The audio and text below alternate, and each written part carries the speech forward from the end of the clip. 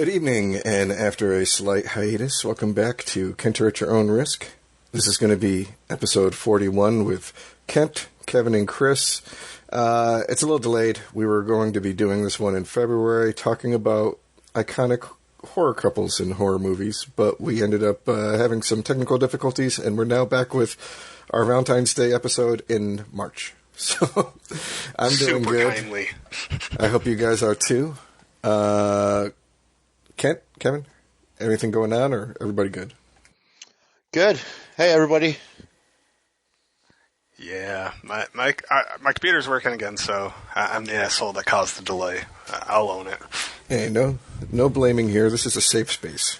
Otherwise, we talk about enough horror movie villains that, some fucking phage or demon or entity would have latched onto us by now, and fucking we would be in trouble. Yeah. So, anybody want to start?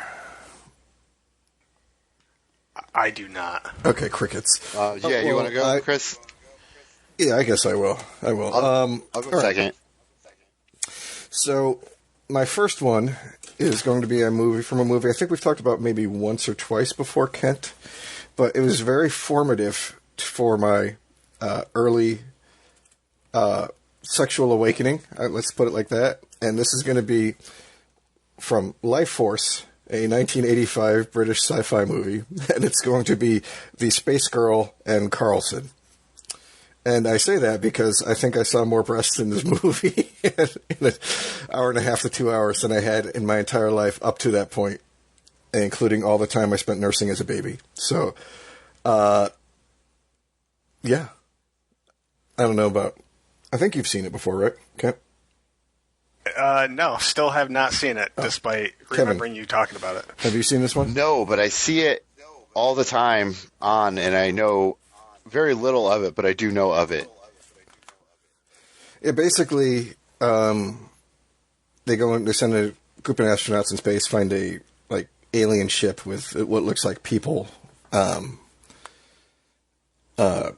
in suspended animation on it, and they bring it back, and it turns out they're aliens, and they're basically like psychic vampires who drain your life by having sex with you. So I'm in. I mean, there you go. That's the premise. All right. Well, since it sounds like there's not much discussion to be on that one, Kent and Kevin, I know you've seen this next one, so my list might be a little more comedic than typically I do, but it's going to be Brian and Mary from Sleepwalkers. I think that that's probably one of the best examples of incestuous relationships in a Stephen King movie that I've ever seen. I'm not going to lie, that appears someplace in my list.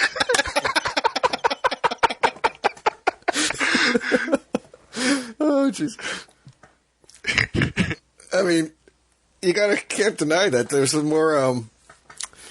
more chemistry between the son and the mom than there was between, the son and the love interest. Oh, yeah, it was by far, that was the romantic relationship in that movie, whether, it's good or not, it's true. Yeah, I never even realized, and I guess until going back and looking over it, that was Alice Krieg, or however you pronounce it, as the mom. Yeah, that must have been one of, the first things I've seen her in. Yeah, I think it was the first thing I saw her in, and I don't know her from much. I mean, she was in Silent Hill, right? She does a lot of horror. That Gretel and Hansel one a couple years ago, she was the witch. She played the Borg Queen in Star Trek. I bet you that's where I've seen her, too, yeah. Then. Yeah, she played Elizabeth Cady Stanton in the season 2 of The Alienist. I'm like, wow, that's a name I haven't heard outside of Johnstown in a fucking long time.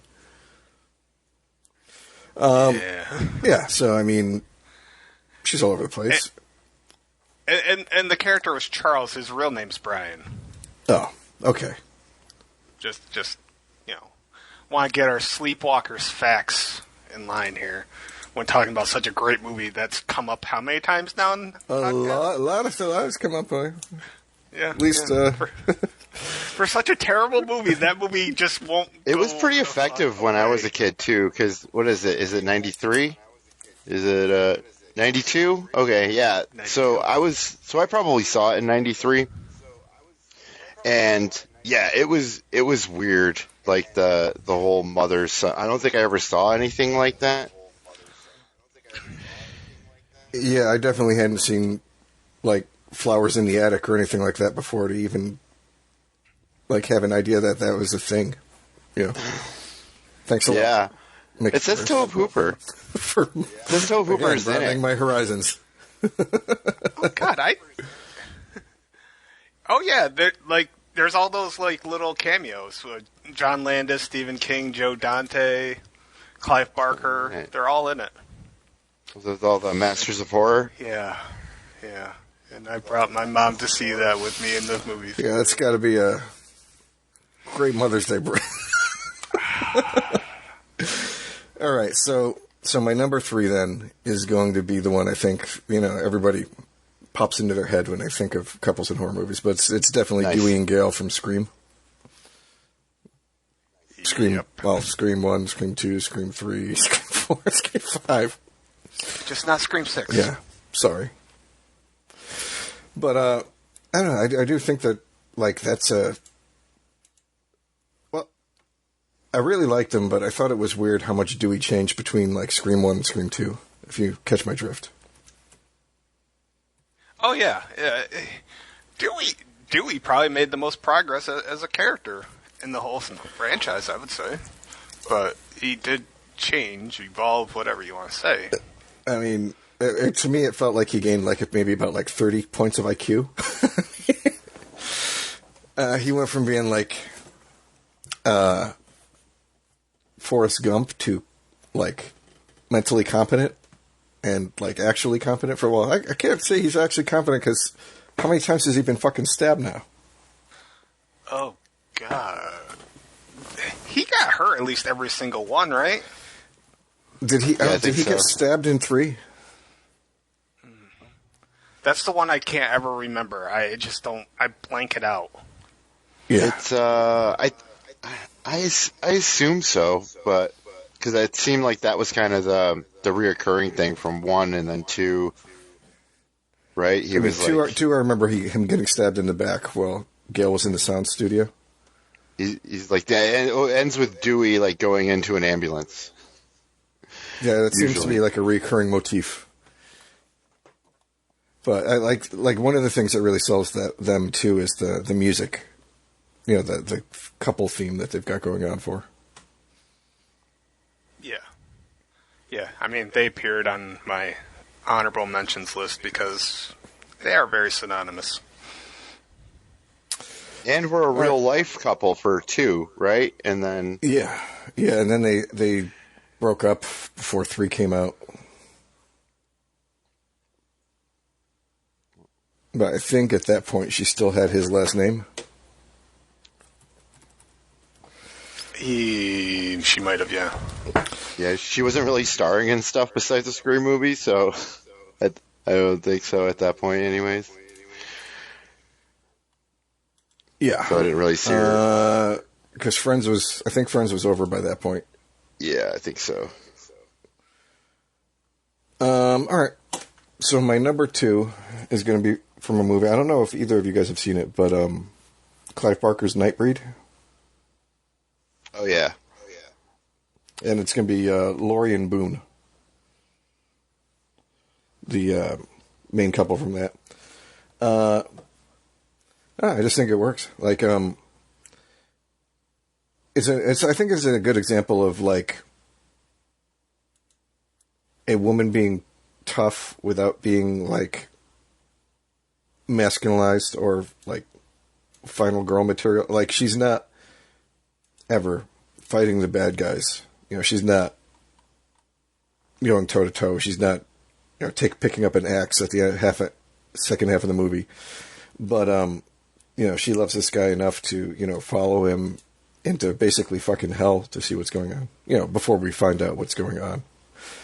I don't know, and I think the actor and the actress fucking sold it Like, I've liked Craig Sheffer ever since I've seen it, no matter how bit of a part he plays in movie or TV shows since then.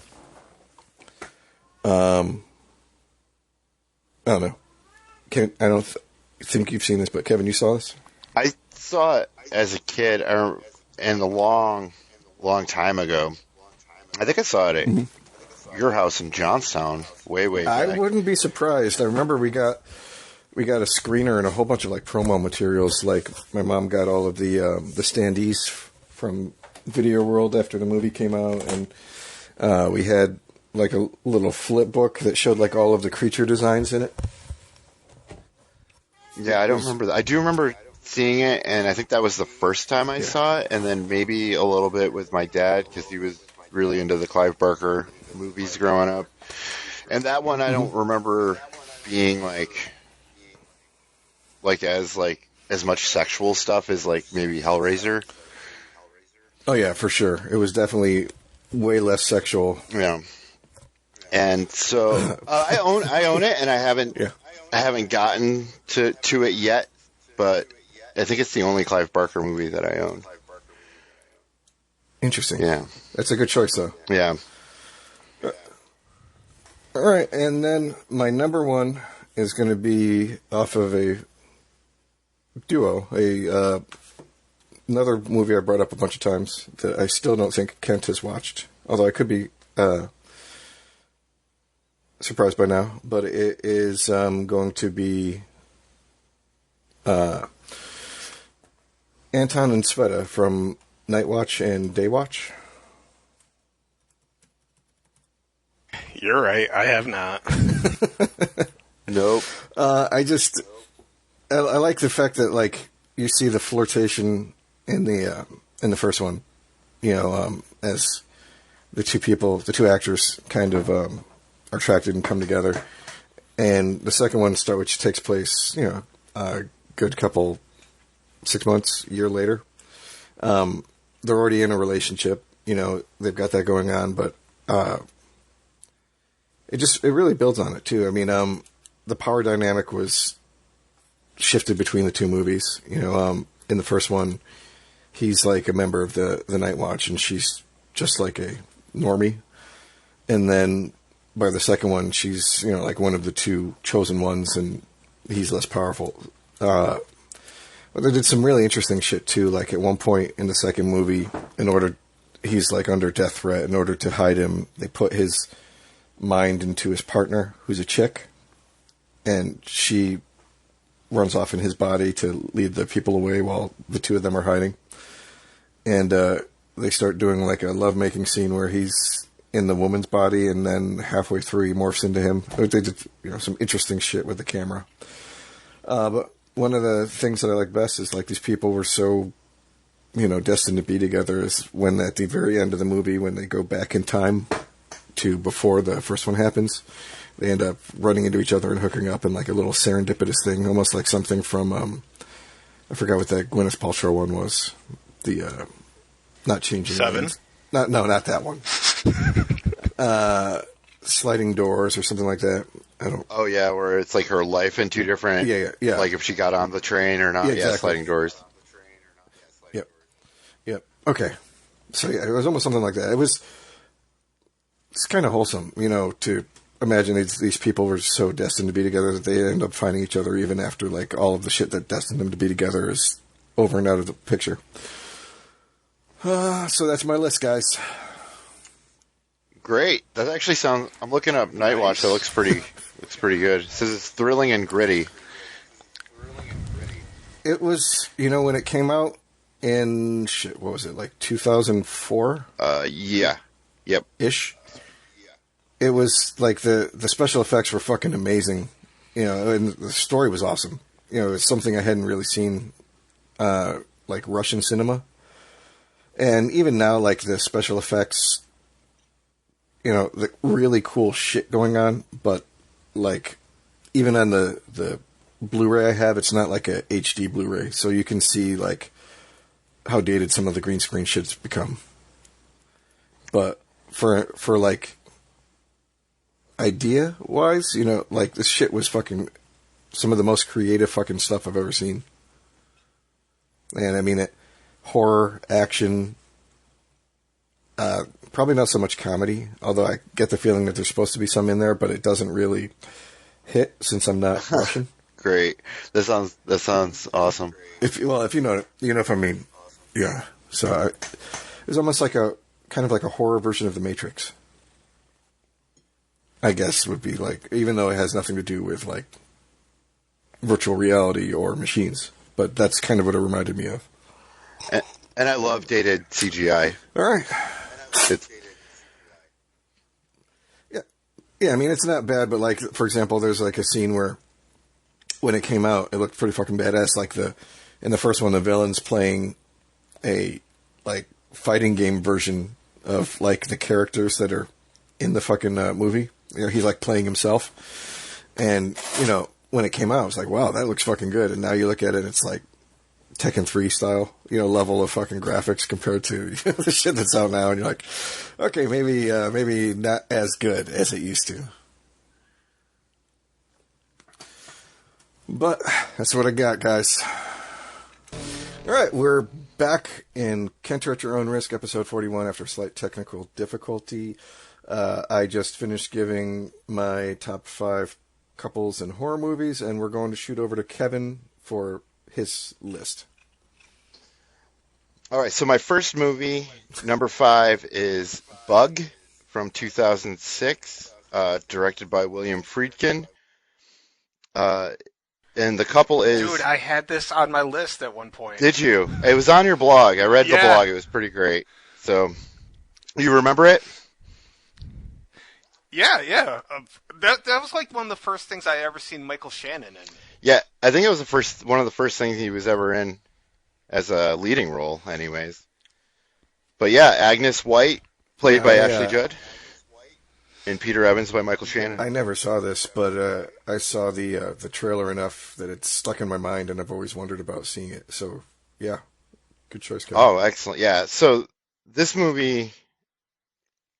So it's Agnes is living in a motel room in Oklahoma, and she's kind of binge drinking and smoking weed, receiving mysterious phone calls that with no one on the other side, which she assumes is her ex, who was recently released from prison, and her friend that she works with at a lesbian bar brings over Peter Evans, played by Michael Shannon, for a small party, and she ends up leaving, and it leaves Peter and Agnes left alone, and Peter is about to leave, but Agnes kind of asks him to stay, and there's a great line that if you know from Ashley Judd that says, "I don't party like this every night," but you kind of get the impression that she sort of does.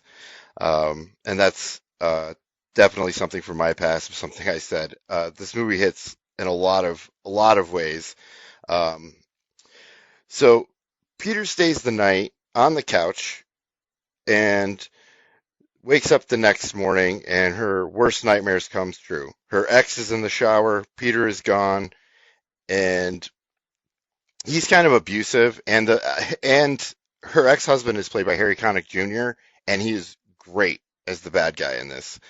What we come to find out is also that Agnes lost her 6-year-old child, I think it was, like it just disappeared, and that she had with Jerry, played by Harry Connick Jr., who notices some like drug paraphernalia. He ends up hitting her, and Peter comes back in the middle of like all of this, and it's kind of like where they start to spark their relationship. Agnes is super paranoid from losing her 6-year-old child, and Peter is like a socially awkward army vet, military veteran, who is paranoid from technology, chemicals, information, and they both bond from their loneliness. And that's like the thing that I love most from this, almost like in a Monsters Ball kind of desperation of two people coming together. There's a very 90s erotic sex scene that is about as awkward as Peter. And then from there, the infestation of paranoia begins. We see marks from these bugs. Peter's convinced that there's these bugs, and then this movie is more claustrophobic than arachnophobic. Like, he freaks out and, showing Agnes these bugs, but she doesn't see it, or at least as us as an audience, we don't see it either. And the paranoia just grows, and it is based on a play by Tracy Letts, and you can totally tell because it's basically just, for the most part, in this hotel. And this line kind of says it all about the couple. It's like, all we talk about is bugs. I guess I'd rather talk to you about bugs than nothing with nobody. And that's from Agnes by Ashley Judd. And these performances are amazing.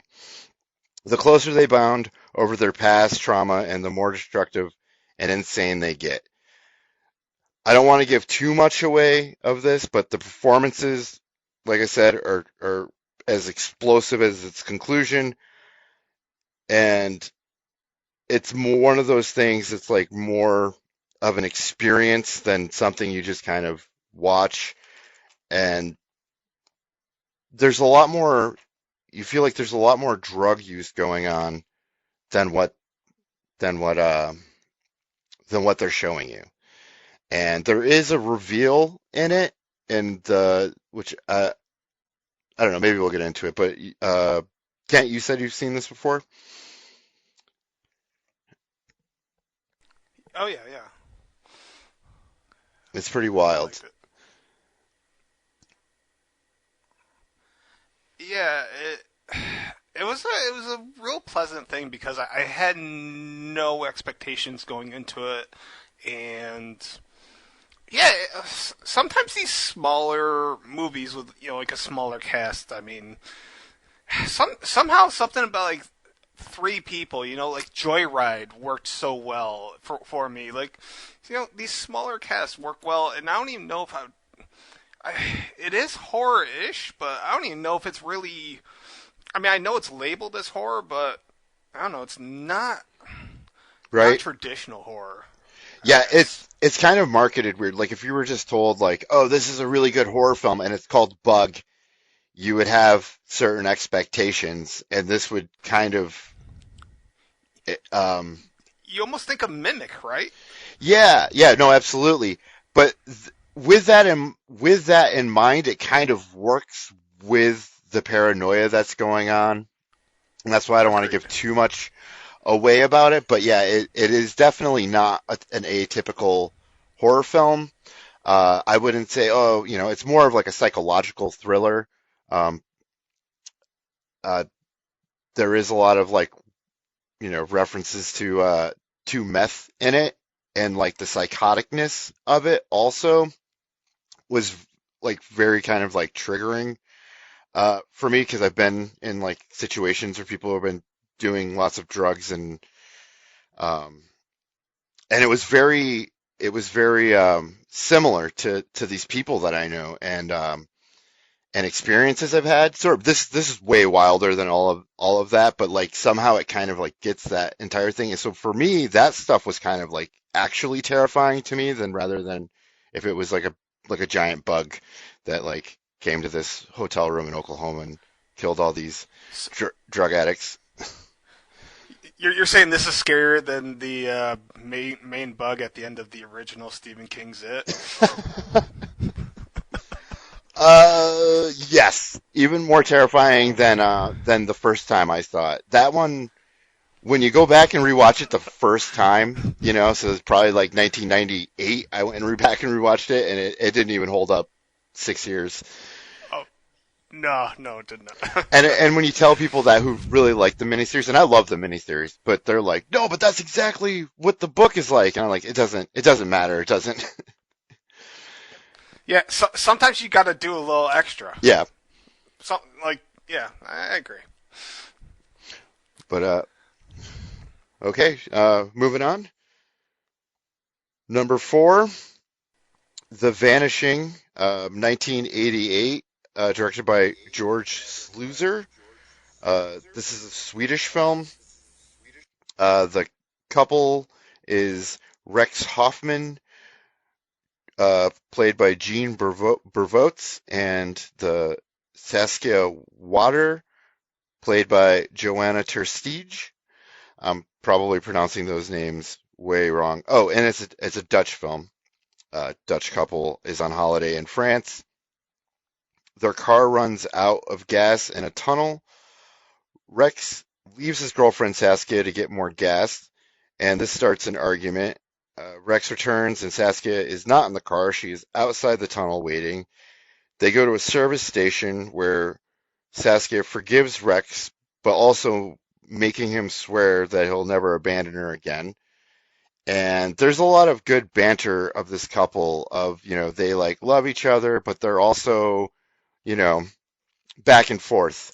And if the events that don't happen, you'd be kind of curious if they would remain a couple. But Saskia vanishes from this service station. And though they're boyfriend and girlfriend, Rex refers to Saskia as his wife while searching the service station. Then we get a perspective of the kidnapper. And if no one's seen this movie, so this movie came out in 1988, but it was kind of bouncing around art houses for a long time, so no one in America really would have seen it until like the 90s. So there's a lot. Some people back then, the ending was kind of known to people and was like talked about, so it was kind of ruined for people before. But I think so much time has passed now. I definitely wouldn't do that. But we do get a perspective of the kidnapper, and that's a part that I'm going to kind of keep hidden. Yeah. I have a quick question. Was the '93 film The Vanishing based off of this? It's a remake. It's a remake Okay. by the same director. Okay. He remade it in an American Hollywood film, and I remember seeing it as a kid. I haven't rewatched it yet. Everyone who loves The Vanishing, this version, hates it. Hates that version, but it's got Jeff Bridges, Kiefer Sutherland, Sandra Bullock, Nancy Travis. Bullock. Yeah. Yeah. And really not that far after this movie was like discovered by American audiences, he remade it, an American Hollywood version of it.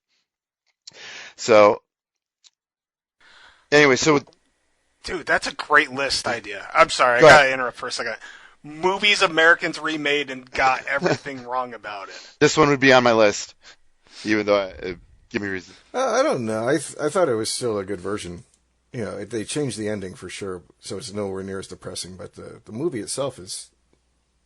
It probably was all right at that time. And I have a thing now with like I try to like not hold source material to as a factor. It's hard sometimes, but I try to enjoy everything on its own terms. But anyway, so it skips 3 years later, and Rex, who is now dating someone else, is still searching for Saskia, where he has two choices: believe she is alive and happy, but not know what happened to her, or let her die and find out what happened. So he lets her die, and he holds on to his vow of never abandoning her again.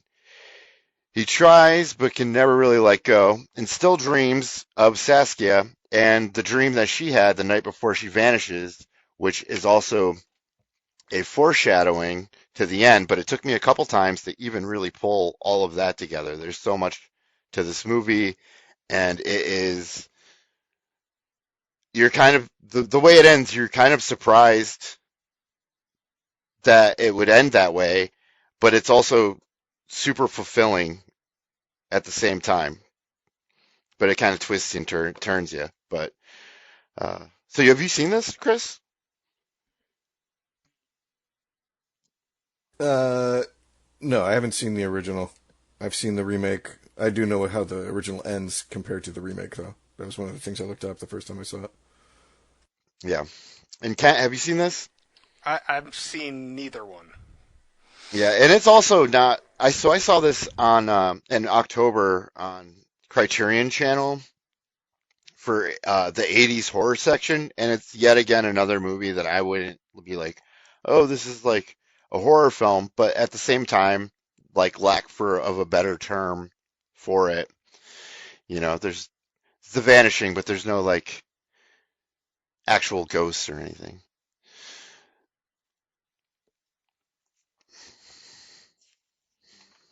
I remember when the remake came out, it was right around the same time as The Maddening, and I used to get them confused in my fucking head all the like which one was which. And an Yeah, so that was like 2 years later, but yeah, I was like, so again, I haven't seen this one, but it was a fucking the story is chilling. and The it's story, one of the best so movies I've seen. It's like one of the best movies I've ever seen. The uh, it's so far on the list because I've only seen it 2 times now, but it is just like an amazing kind of perfect kind of movie. Um, and an interesting fact is that it's called The Vanishing, which is not a real word, uh, to inspired by The Shining, um, and which I'm only mentioning because that's kind of the inspiration of this podcast of this episode, anyways, which I Yeah, didn't we'll know. get to that. Well, yeah, I know. I figured so, but and Stanley Kubrick said that he thought that The Vanishing was scarier than The Shining to George Sluizer, and that's the best validation one could get, I guess, as being a filmmaker. All right, I'm going to move on to Antichrist, number 3, 2009, No shit. written and directed by Lars von Trier. Yeah, these are oh all Jesus, like kind of rough. This was on you my fucking list. guys. You've both seen this? Heard of it? I've seen parts of it. Yeah, this is another one I don't want to watch. Like again, like I've sort of seen your the movie parts camp. that I heard about and had to see, and yeah, I tried watching it, but I mean, correct me if I'm wrong. You gotta kind of have to have some patience and some dedication when you get into it, right? Yeah, and basically any Lars von Trier movie. And this one's actually under 2 hours, so this is probably in some ways shorter time. But yeah, and it's also like a lot of Lars von Trier, like you have to like know to like I guess to completely get it because I watched the analysis videos, but there's like all this like underlining like religious stuff, kind of in a lot of his movies, like stuff I don't know in the Bible and witchcraft kind of stuff that goes on. Um, and I almost like I have not the greatest attention span, so even with this like stuff kind of just like goes over my head, and then like when I rewatch it, a couple like I think I've only seen this twice also. No, three. This is my third time seeing it. And so I kind of like those movies are fun for me to watch because I can pick more things up. But there's some things I would never know, because I don't, I'm, not don't have a college degree in religious studies or what have you. So I'll get into it. So these characters are just named he and she, played by Willem Dafoe and Charlotte Gainsbourg. It opens with a graphic slow motion sex scene, and it cuts between their child getting out of his crib and jumping out of a 4 or 5 story window and dying. The mom, completely devastated, is hospitalized and treated for depression, and then dad, who is a therapist, Willem Dafoe, starts undermining the doctor's prescriptions and starts treating his wife. This movie is like, if you looked up the phrase conflict of interest, this movie should show up. Making a clinical call, he decides that she should face her fears and take her to the cabin where her and their son spent the summer before, in the forest of Eden, where nature is Satan's church. He has strange visions as she becomes increasingly unhinged. And there's a lot of weird stuff with like animals and some of them talking, and there's like stuff on YouTube that says chaos reigns. So, and the sex that they have starts becoming increasingly violent and more graphic. than the nature of the sex previously in the film, or the small violence. But yeah.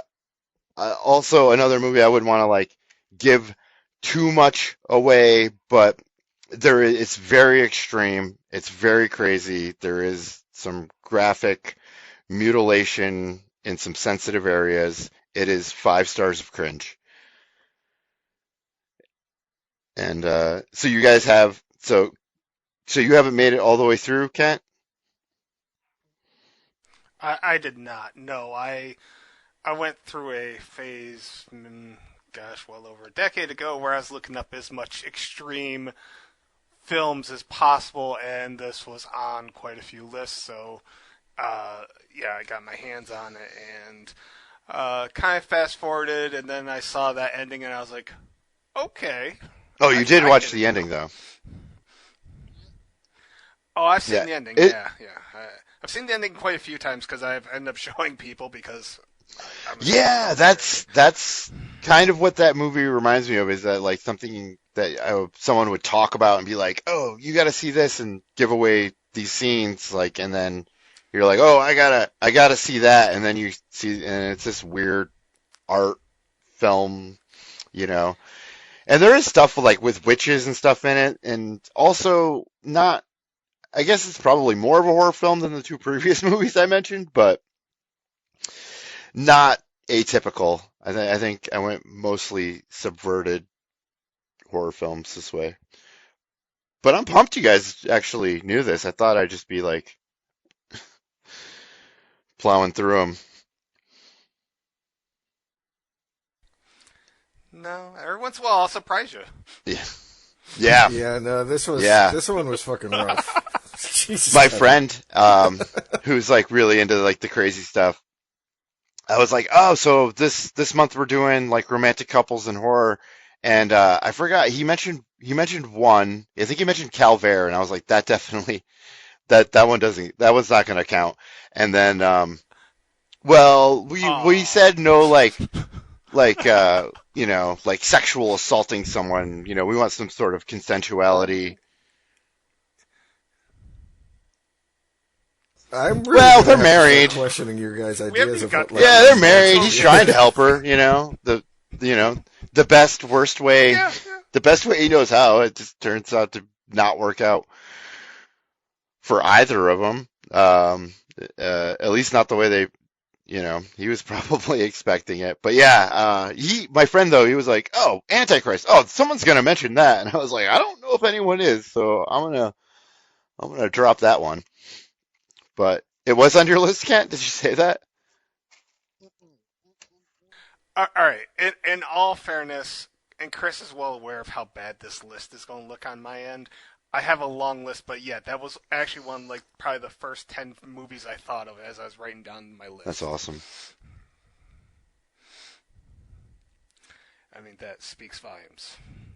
But it is a memorable movie. Like it Yeah, is. for all the wrong reasons, right, Chris?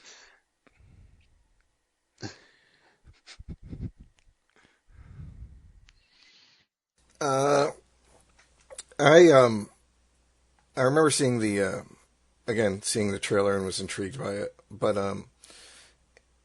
I think it's one of the harder Lars von Trier films to watch for sure. A lot of his, well, maybe just one of the most graphic, I guess. A lot of his stuff is, existentially just as hard to watch, but definitely remember the general mutilation. Yeah, I'd fucking agree. bolt through I'd the agree leg, with you on that. Yeah, his movies aren't Yeah. that. Even like the No. House That Jack Built, which Yeah. is like a serial killer movie, isn't as rough. Yeah.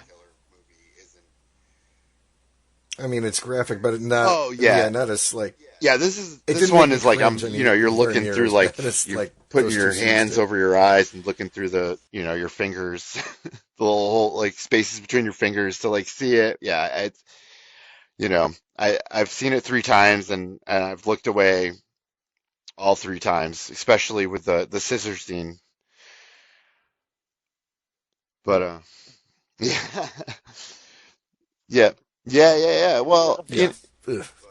Gives a Yeah, whole so new yeah, Thanks a lot, meaning. yes. So if Kevin. anyone Thanks a out lot. there listening, you know that if you're gonna be able to handle it or not. But I'm ching.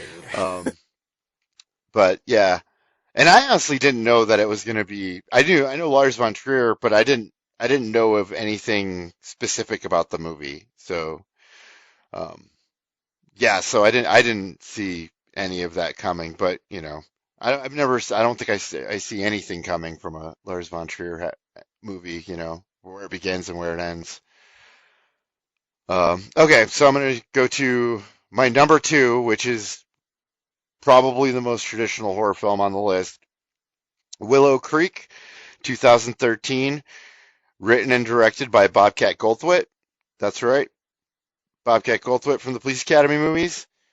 The the characters are Jim Kessel and Kelly Monteleone, played by Bryce Johnson and Alexi Gilmore. Uh, this is a found footage film. Uh, It's about a couple camping in the California woods to find Bigfoot. Uh, what I love most about this movie is why it's on the list is this couple, their dialogue, it seems like very natural. It seems not it doesn't actually feel scripted, and you can get little pieces of these characters through it. Jim is on the hunt for Bigfoot and is a fanatic and a believer, and his girlfriend Kelly is there to film him, but she's a skeptic, but she loves her guy, and she pokes fun at him, but is there to support him and spend time with him in the woods. And you kind of feel like they got some other things going on, in their lives after this. And a lot of the stuff is unfolded, and it doesn't really make fun of Bigfoot believers, but it's kind of fun. It's part documentary style and feels kind of like a vacation home movie. It's through the Bluff Creek where the Patterson Gimlin footage was shot, through and to Willow Creek, which is the Bigfoot capital of the world. So we get to like see them at the hotel room and spend time in these bars. It's like this little small town that pretty much its bread and butter is Bigfoot and all the souvenir shops. So they go through the woods, and it is a very minimalist movie. Blair Witch Project comparison, for lack of a better term. So there's not like so much you can give away, but the ending is super intense, and it is like a still camera, long, long uncut shot. It is, and it does feel a little Blair Witch Project ish, because it's people going through the woods, but it definitely has its own feel to it at the same time, and it doesn't feel like a ripoff. It's just, for lack of comparison to Blair Witch. Uh, and there is, I've seen this movie quite a few times. It is, the only horror film that Bobcat Goldthwait directed, and is the last of his. I think he directed a documentary after this, but hasn't really directed anything. Hasn't made like a movie since. So, do you guys know this one?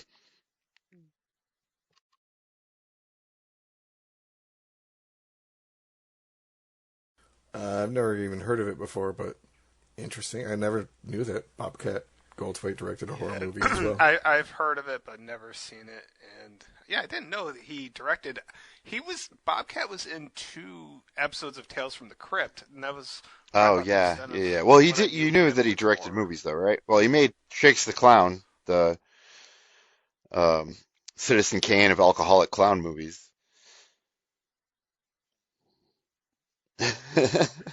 I've never seen that. No, you haven't seen Shakes the Clown. It was his first movie. Jesus Christ. Tom Kenny is in it. Robin Williams has a small part in it. He's really good friends with Robin Williams, and then he kind of, that movie took a hit, and they kind of he took a hiatus for a while, and then he came up with this movie that was Sleeping Dogs. Sleeping Dogs Lie, and then he made World's Greatest Dad with Robin Williams, and that movie is brilliant and also my favorite Robin Williams performance and film. Like it's so good. It's definitely dark comedy, super crazy. Much better than you would think if you just saw the cover of Robin Williams with the mug that said World's Greatest Dad on it. It's awesome. And also Alexi Gilmore, who's in this movie, is in World's Greatest Dad, so that I had a little bit of familiarity with her. Because outside of that, you really kind of don't know anyone in this movie. It's all basically kind of unknown, so it kind of has that authenticity of being like found footage. But all right. Oh, Now you're yeah, making me that want is to a watch really Death good to one Smoochy too. again. That's probably on my top five Robin Williams. But Willow Creek is on Peacock. If anyone out there has Peacock and is interested. That would explain. I just went through the whole Peacock horror library today, like looking through it. That Yeah, it's makes definitely total much. I sense mean, now. I only saw it because Bobcat Goldthwait directed it, and I just was watching like all of his, you know, I saw World's Greatest Dad, and then I was like, I'm watching all of his movies, and that came out, and I thought it was weird, and it was definitely not of the same, you know, indie comedy style. It's funny, but it's not a comedy, but it does have that feel to it. So there's some good writing to it, but doesn't feel written. But all right, I'm gonna move on to number one. The Killing of a Sacred Deer, 2017, written and directed by Yorgos Lanthimos, also co-written by a Greek name that I can't pronounce, so I'm not going to try. The characters are Stephen Murphy and Anna Murphy. They're married, and Stephen Murphy is played by Colin Farrell, and Anna Murphy played by Nicole Kidman. Stephen is a cardiac surgeon, and he meets up with this 16-year-old kid named Martin, played by Barry Keoghan, whose father died a few years earlier. He has dinner with his family, with Stephen's family, Anna, his 14-year-old daughter Kim, and younger son Bob. Stephen invites him after they meet for ice cream. It seems very odd. There's very kind of like hush hush what's going on. I'm going to do this movie a disservice because it's so ominous and quirky. It's very kind of, it's like 2 hours, but the whole first hour is like a slow build up to what happens, to where the whole second half of the film. But before that, Martin, played by Barry Keoghan, invites Stephen over to meet his mom and kind of like have him hook up with his mom, who's played by Alicia Silverstone. Stephen declines, and shortly after that, his son Bob becomes ill, his youngest child, and his legs start to not work. And it turns out that Martin has something to do with it. And finally, after being where Stephen is a surgeon, so he's at the hospital. He's got his son there. They have no explanations of why this is happening. They just think he's kind of faking it, or it's some sort of like mental thing. And from that, Martin tells them that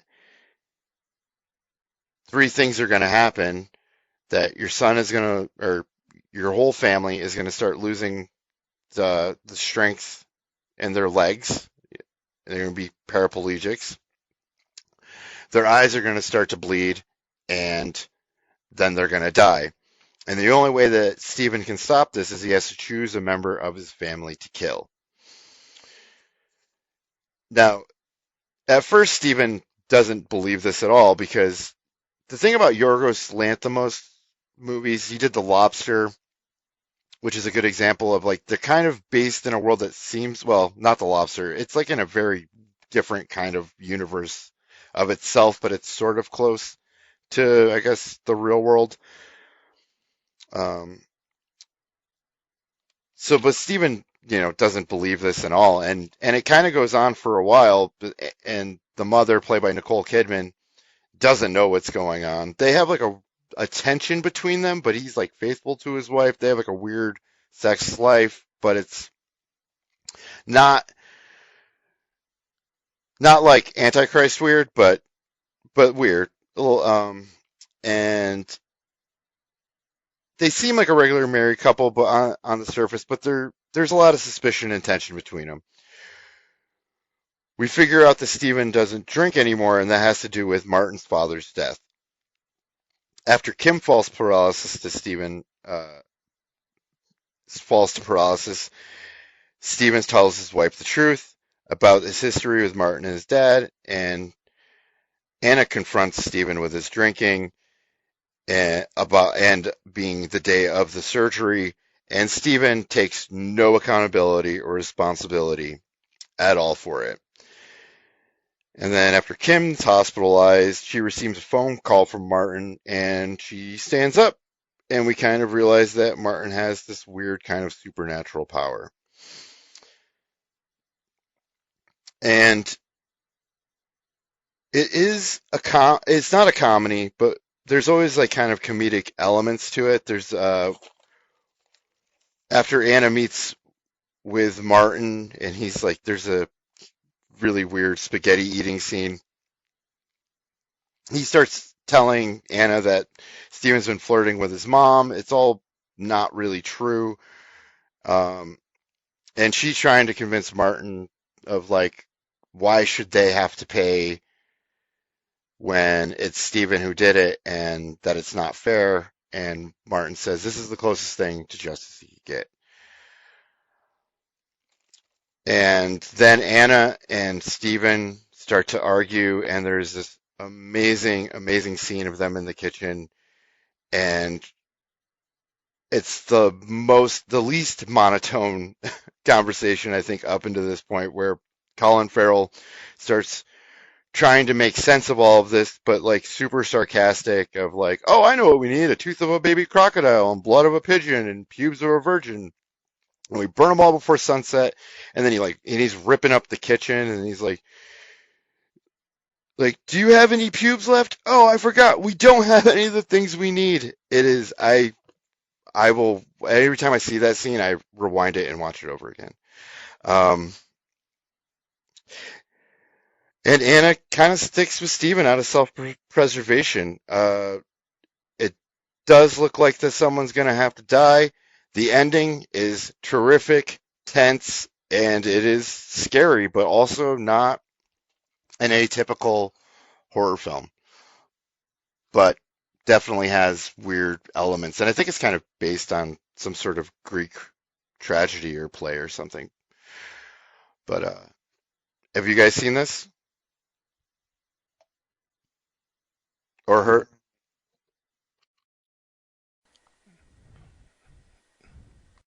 I have not. No, I do remember. Again, this was another one I remember seeing the fucking trailers for, and I was like, Yeah, oh, that I looks haven't interesting. seen it, but I heard about it, and like just reading the synopsis, I was like, I'm not sure if this is horror or not, because some synopsis It I is don't know, kind of, I wouldn't don't say really so, sell but it. the I whole don't like think. super, like, I don't know, I don't even know if supernatural, but the whole like mystic thing about like what's happening to them, and that like there's something going on that's like, I guess the closest to like, would be like horror or maybe science fiction. But if you say science fiction and it's not like a bunch of, futuristic flashing lights and aliens and stuff, it, doesn't really seem like a science fiction movie.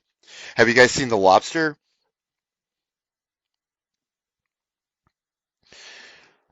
That has more of a science fiction kind of feel to it, but it's just like a Nope. weird, Again, I have not. No. I don't know, like fantasy. It's just, I really don't know how to describe it. It's another weird, quirky kind of dark art film, for lack of a better term. Uh, but yeah, that's my list. Yeah, yeah. That's a good word for it. Yeah, that always struck me as So something yeah, pretty that's surrealist. my list, guys. Yeah.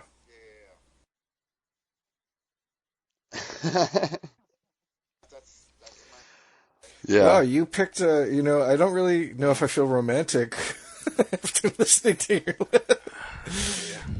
Yee. All right. All right. Ouch. So, as Kevin Kent. alluded to, like the whole premise of this was based on The Shining, like romantic couple Wendy and Jack. So, um, I think I don't know. At least I definitely just rewatched it. It really is they have such an interesting dynamic when you're watching the movie, and I was kind of hoping like see if I could find like other movies that replicated that vibe, and I don't know. I don't really think I found too many, but I still had fun with this. But as I made my list, as I'm notorious for doing, I may have included far too many things. So I split my list into two. Um, I have like a Stephen King list in honor of Shining. And I'm not going to go too in depth on most of them. It's just kind of like a lot of honorable mentions here. Some obvious things that, if you've ever listened to the podcast in the past, you kind of know what to expect here. Just from the Stephen King stuff, though, I had Gerald's Game with Jesse and Gerald, The Stand with Randall, Flagg, and Nadine Cross, Pet Cemetery with Lewis and Rachel Creed, Maximum Overdrive, Chris, you knew that was coming, with Curtis and Connie, Children of the Corn with Bert and Vicky, Sleepwalkers, as was alluded to earlier. And then my top four, I guess I'd like to talk a little bit about, though. My number four for Stephen King, was Christine, because Arnie and Christine the car, they have a thing going on. Like, Christine's a jealous bitch, and she is in love with Arnie. Would you guys not agree? I mean, that's literally, isn't it like the tagline from the I movie? guess it could be. I have no idea. I mean, if it wasn't, I do remember, people bringing that up. Yeah, like his car is a jealous to bitch. me, that is basically a romantic relationship. I mean, he falls in love with her when he first sees it from the old dude who's creepy as hell. So, yeah, I felt that was appropriate. An underrated one I was thinking about was in Cat's Eye, the very first story with James Woods and his wife. Yeah. I was like, Quitters you know Inc. what? That's a Quitters pretty Inc., good right? romantic couple. I mean, because she stands by her man, and you see at the very end when they have the couple over, and the other lady lost her finger, and yeah, that brings out a little romance for me. Firestarter, I think I liked how they told the story between Andy and Vicky better in the original than in the remake. Both of them kind of had their merits, but I think I prefer the original storytelling of how it came to be. And I don't know why this is my number one for Stephen King, but Creepshow. Henry and Wilma Northrup, played by Hal Holbrook and Adrienne Barbeau. I think the thing's called The Crate, and Yeah. they just have like the most antagonistic relationship. That's a great one. Yeah. I was Yeah, they do. trying to think of which one it would be. Yeah, Which like story? she is so horrible. Like when they're like at that mixer party or whatever. Like I don't know. I think that might actually be my favorite role of Adrienne Barbeau's.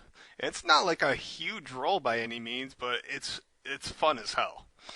She commands like every scene that she's in. I remember seeing that as a kid. Like it was that one started out kind of boring, but then when she starts to like lose her shit on him, I'm like 8 years old when I see Yes. that. I saw that for the first time, and I watched it over and over again. So Yeah, Creepshow's one of those things. But part one and two, I watched those so many times that I obviously lost count. But always like an enjoyable experience. So now I'll actually get to my top five, which once again I apologize. I'm going to go through quite a few of them quickly before I get to stuff I want to talk about. So some honorable mentions here. Edith and Edward Cranston in the movie The Call, played by Lin Shaye and Tobin Bell, because I just wanted to acknowledge how great they were.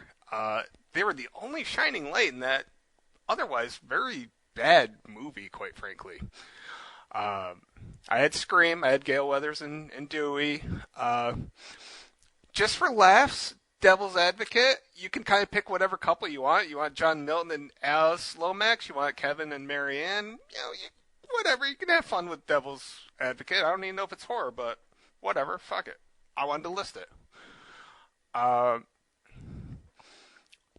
This movie kind of just kept going in my head was Us. Like, the main couple, Gabe and Adelaide Wilson. I actually liked their dynamic in that movie. It was probably like one of the best parts of that movie for me. I really liked Winston Duke, the guy that played Gabe. Yeah, I've liked him in a lot of stuff since I've seen him, and I liked Lupito the woman who played his Nyong'o? wife as well. I forgot what her name. Yeah. Yeah, Nyong'o. Yeah, I've been really impressed with both of them in what I've seen of them. Like, I don't know if you heard the audio files that he did No. as Batman. He made a fucking great fucking No, I've Batman and never Bruce heard Wayne. any of that. And actually, I also had Get Out, but that was on my way, way, way down honorable mention. But for us, like, as much as that movie, I don't know, it wasn't necessarily for me. There was parts of it that I liked, and most of it actually involved those two as a couple. My number 10, I was kind of expecting Chris to throw this out there, but you didn't, Chris. Was A Quiet Place. Just because I know your affinity for Emily. Yeah. Oh yeah, I like Emily Blunt a lot. Yeah. I like John Krasinski too, but like if she ever broke up with him and my wife died and she somehow found her way into, being attracted to like a middle-aged dad bod, Yeah, I'm going to circle my I'd be calendar all for over that. that shit. Definitely. But, I mean, they do hold that movie down. I mean, they are the leads. Although the kids are good, especially the daughter. Millicent, I think, is her real name. I don't remember her character's name, but yeah, I thought they did a really good job. Number 9, kind of, once again, a little bit for my own little humor, but House on Haunted Hill, Stephen and Evelyn Price, played by Jeffrey Rush and Famke Janssen. Like, those two, if they're not the main stars, probably the house itself is the main star, but those two kind of steal every scene that they're in together, I would say. I think if you cast that differently, I don't feel that movie is nearly as effective as it was. Number 8, I had, since we talked about Clive Barker, originally I had Hellraiser, Kevin. I originally did have Hellraiser, and I started watching Hellraiser, and I was like, I've seen Frank get dismantled so many times, so I moved on to something else. But Candyman, like, I don't know if you can say that the whole thing between Helen and Candyman was romantic or not romantic. There was something there, right? Even if you don't want to skip Candyman 2 definitely fucking ups the romance, since she's the reincarnation of the slave owner who back when, he fell in love with back in the day. Daniel Robitaille, I think it was his name. Yeah. I don't know, because, I mean, they do have the kiss, and I mean, I also kind of wanted to go with Trevor and his little play thing, but that just kind of seemed unnecessary for me to put down. So, yeah, I don't know. I think Virginia Madsen. I don't know. This has to be my favorite role of Virginia Madsen. She's a good actress and everything, but I don't know. She got a lot to work with in Candyman. So, number 7. Now I'm going to go a little bit off center here. A film called Dead Girl. Either of you ever see this? It's one word. Is it one word or two? It's one word. No. I have Is Brittany Murphy in it? See it? No, I don't believe so. I want to say that very confidently, but I'm not confident. I don't think there's anybody like really super. It's called what is it? Dead Girl. I could be. Oh yeah, I think it was called The Dead Girl. Dead Girl. Which were this 2008 zombie movie.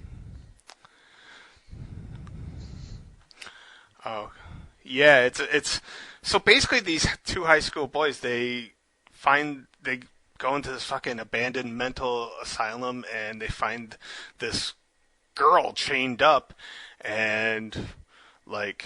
Not the main guy, the other guy, he just like wants to fuck her, and then he tries to kill her, but she's undead. Like I don't know what's going through this guy's head. Like I want to fuck this girl, and then I want to kill her, whatever. So teenage boys being what they are, tell their buddies, and then like guys are like taking turns, but the main guy, he's still after this girl named Joanne. The main guy is named Ricky.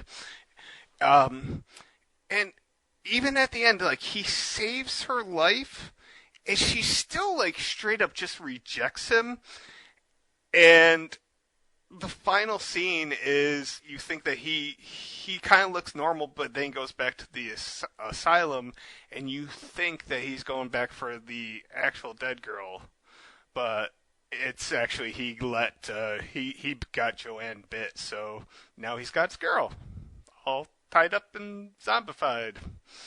It's romantic. Yeah, and you thought I took the romance out of this, Chris. Yeah, I really think that I'm kind of glad we didn't do this in February and we're doing it in March now. Honestly, it's not a bad movie. It's a movie that you kind of sit there and you wonder why it was made, but it was a good time. It actually sounds like a really cool premise. As disturbing as it is, but yeah, it's something I've seen a few times. I'll check it out. Yeah, it's free on Vudu to anyone out there. I own it on Vudu nonetheless. So yeah, it's worth one watch, and yeah, probably about it. My number 6 movie, I've only seen this once, but I just recently watched a clip from it again. Let the Right One In. The two kids. I don't know if it's Oscar and Ellie or Oscar. I don't know how his name's pronounced. But she's like a little vampire, and they have a little romance, and I thought that kind of warranted inclusion into this because it's a fantastic movie, and I don't know, it was kind of a nice little juxtaposition after going on about Dead Girl, I thought. I'm guessing at least one of you have seen Let the Right One In, right? Yes. Yeah, it was actually the remake was good I too. see the remake. Yeah, definitely getting more in the right direction with this one, Kent. No, the rest of my list ain't that bad. Actually, looking at it, it's not terrible. Kevin, you seen this movie?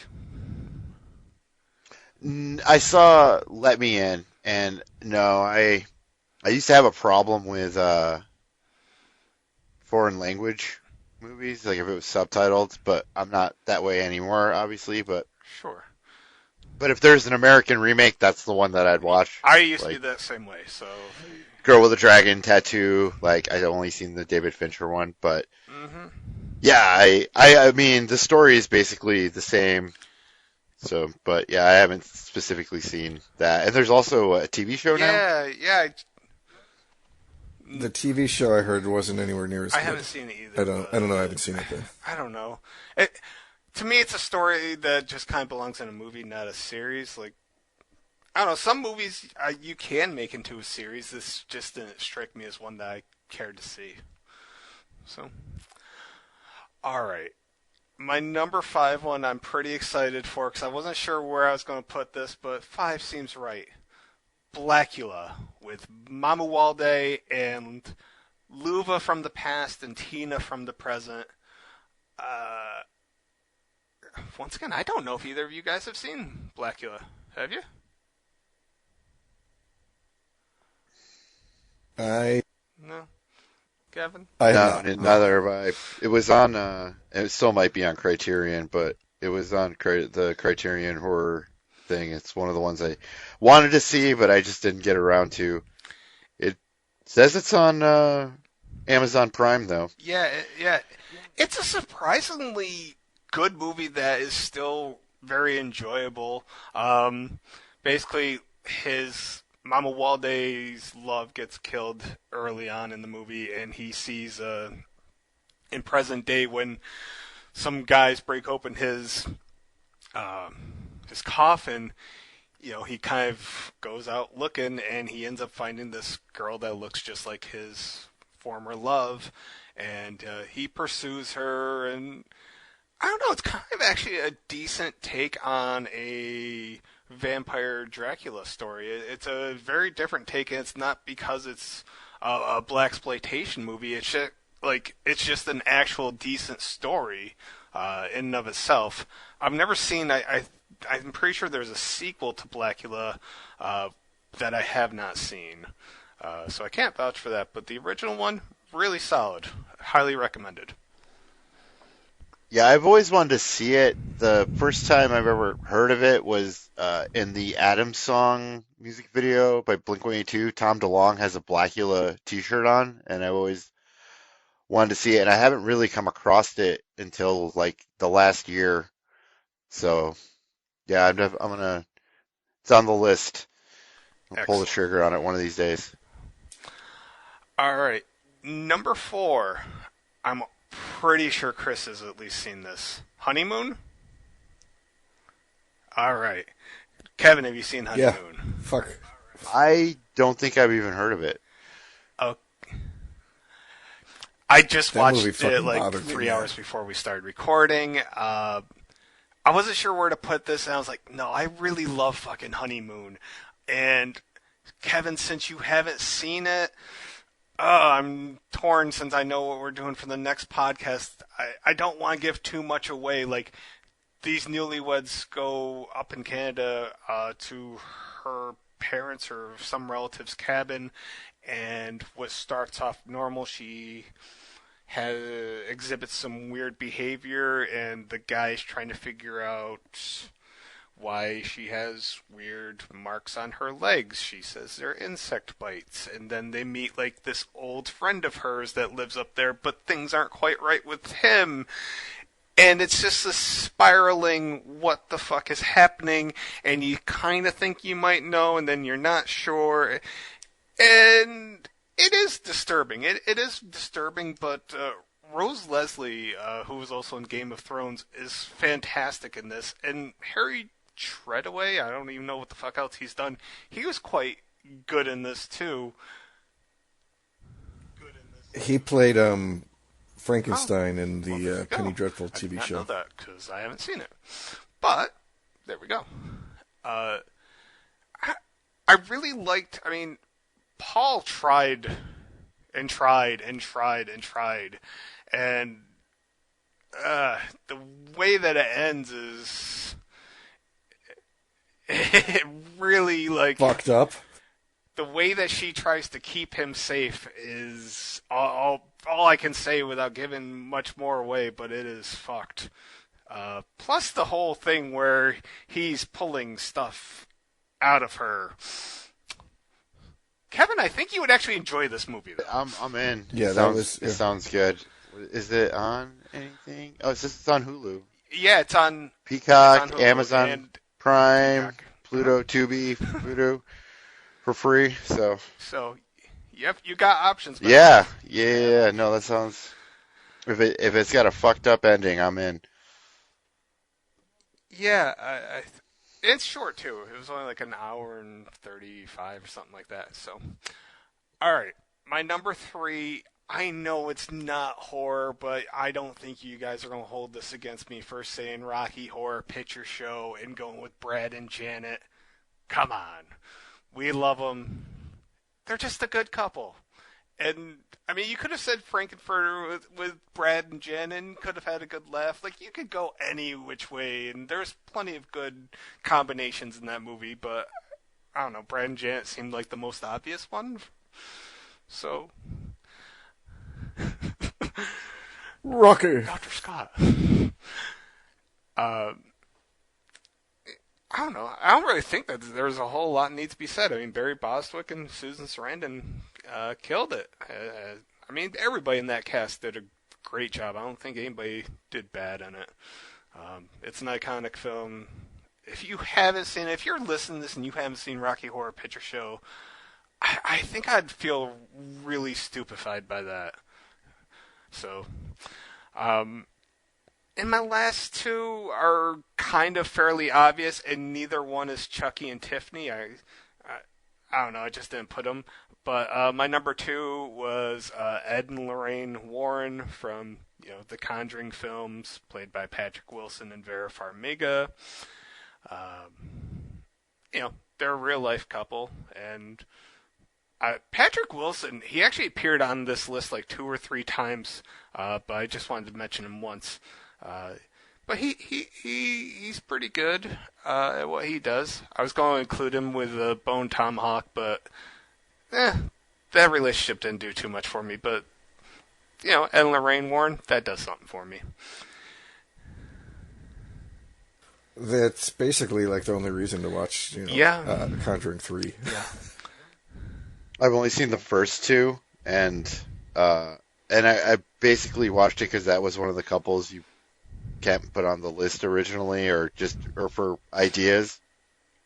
And I don't think I've seen it before. Maybe I saw it when it came out, but the first one's really, really good, and the second one is also good, but it's a little bit less serious, or I don't take it as serious as the first one. But as you said, Patrick Wilson is pretty good, even doing what's the Elvis song that he sings? Shit. Yeah, drawing a blank now. Damn it. Yeah. Oh, yeah. Yeah, it seemed, it's like out of place, but like glorious. Was it Can't Help Falling in Love with You, or was it? Yeah, I think so. Oh, Fools Rush In? Yeah. Remember that Yeah. UB40 redid that song for that relatively mediocre movie Sliver? Yeah. Yes. If that movie got so much fucking what the hell's the word? Publicity and hype. The trailers and the commercials and everything. Was, yes. Yeah. Yes. And then the movie came out and it was like The William Baldwin movie with Sharon Stone? Because, I mean, that was right after, like, Basic Instinct, so you have a good song, you got Sharon Stone, like, yeah, you're going to give it a shot, and then you just kind of walk away saying, But... Yeah, even at, like, 13, I don't know, 13 or 14 years old, I saw it, and, I thought, I don't know. I guess it's probably more screwed up now than what I would have understood then. He's like videotapes her or something. Yes. Or am I confusing that with his character in Flatliners? No, that's the one. That's the one. No, that was the one. No, he's a perp. Yeah, I remember there were a lot of places that wouldn't let us rent that, but Captain Yeah. Video would let us rent that when we were Yes. underage. Yes, if you had like approval, which I didn't, but my friend Adam Smith did. My parents didn't know what they were getting into when they told me. Yeah, that horror section was amazing. Was, yeah. Now with The Conjuring, the second one is where the girl does the voice of like the old man that died, right? Yeah.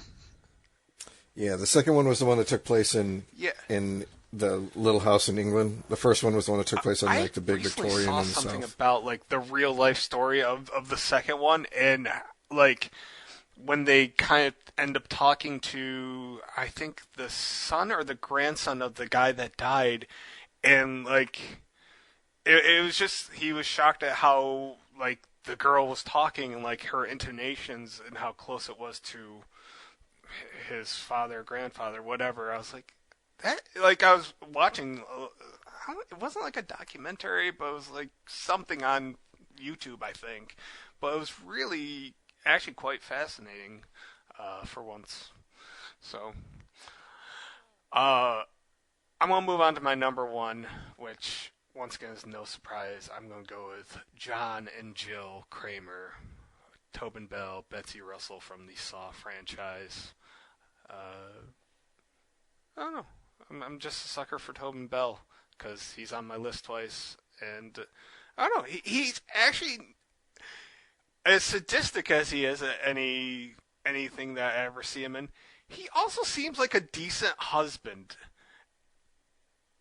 right? Yeah. I mean, sure, if you want to call neglecting your wife because you're more worried about murdering the people who caused her to miscarry than Right, being there her you husband. go. Yeah, I See, guess I'm you could glad say you're, that. you're with me. For being as judgmental as that guy is, yeah, I guess he's No. an okay husband. My big question, Kent, is are you into bald cancer jigsaw Tobin Bell? Or are you into the blonde, majestic mane Tobin Bell from the The latter. Firm? Yeah, really, really Gotcha. delightful seeing his sparkly eyes and whatnot. Yeah. How about flashback backwards hat, Tobin Bell? He looks like a lion. In Yeah, that we tried. movie. Like Yeah. the backwards hat thing always cracks me up. That is like the single most out of place thing in that whole franchise is that backwards hat, right? Don't judge his fashions. You're gonna get into the next fucking movie that way. I'll be quiet now. So, going back to The Shining for a second, we can all agree that, like, Jack was in an abusive relationship. Like, his family demanded too much from him, right? Like, we can agree on this? Wait, who? He was in an abusive relationship, but I think he was the perpetrator. If this is the premise we're going off of for this month, I mean, that she explains read your it. She list wouldn't way leave him alone. better She's like, for "Oh, you want some sandwiches?" He's like, "I'm just trying to do some work here." He's got so much stuff on his plate, and she just won't leave him alone. And then the kid, faking his injury and stuff. Jack is in an abusive relationship. Yeah, well, I mean, throwing a tennis ball against the wall is a lot of hard work, I guess. I mean, no time for sandwiches. Yeah, typing back in the day on the typewriter. I mean, you had to crank the the thing to get the paper out. He definitely built up. He probably had some fucking huge forearms by the. You know what I'm saying? I got a couple of honorable mentions that I figured it was going to be kind of like a slightly more traditional list that I would have put on, but I liked Gary Oldman and Winona Ryder's take on Dracula and whatever the hell her name was in the past, and then Mina Grant or whatever before she became Mina Harker in the future. I thought that was a pretty believable romantic portrayal of Dracula and his wife, whatever. Yeah. It's not Again, Keanu whatever the Reeves hell her and name was. Winona Ryder?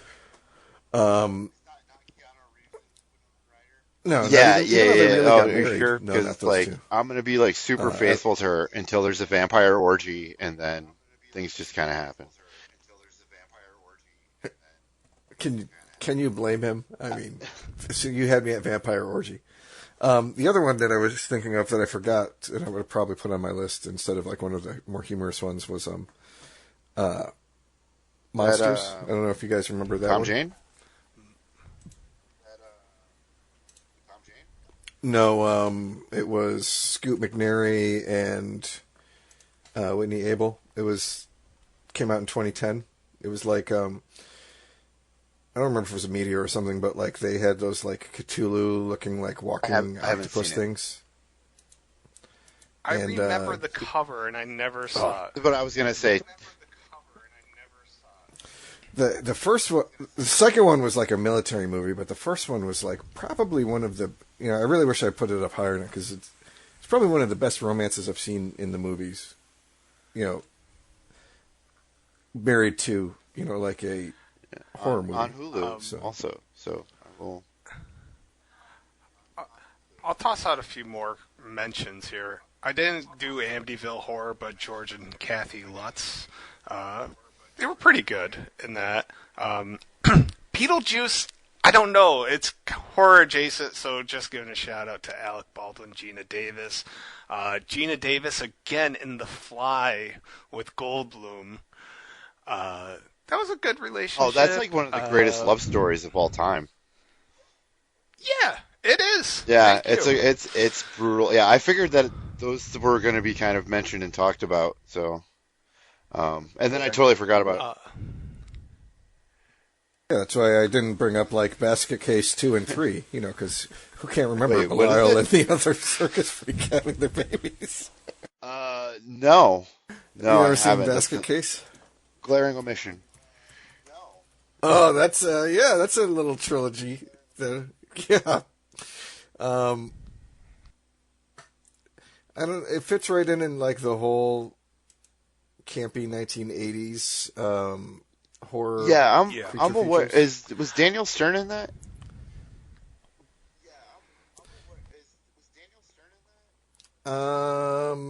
I don't think so, Oh, yeah, I don't but actually. I don't I think I remember. was It's been confusing a it year with. since I've seen him. That was on the '80s horror section though for Criterion.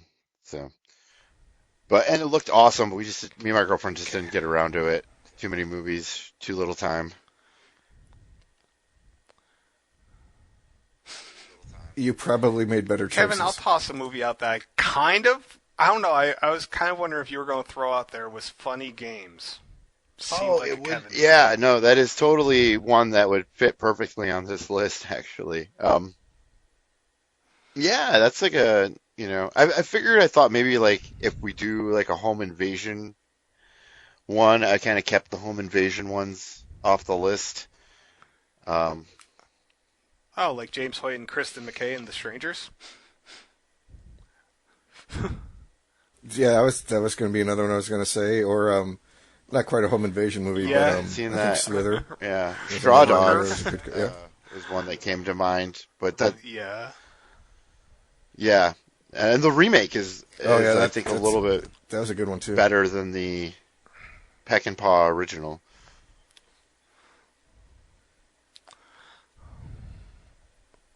Yeah, and really always it's kind of to interesting do when with you find a the remake that's the actually rape better than the scene. original. It's definitely the way Kate Bosworth, I think that's her name.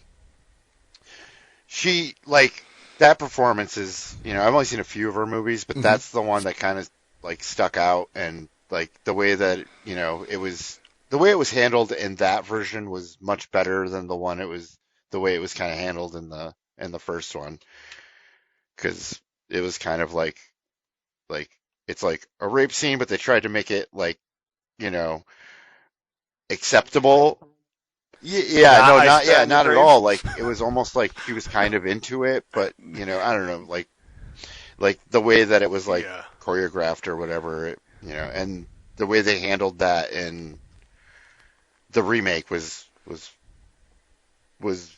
real. Like I don't know, I don't want to say realistic, but it had more like solid ground to it, I guess.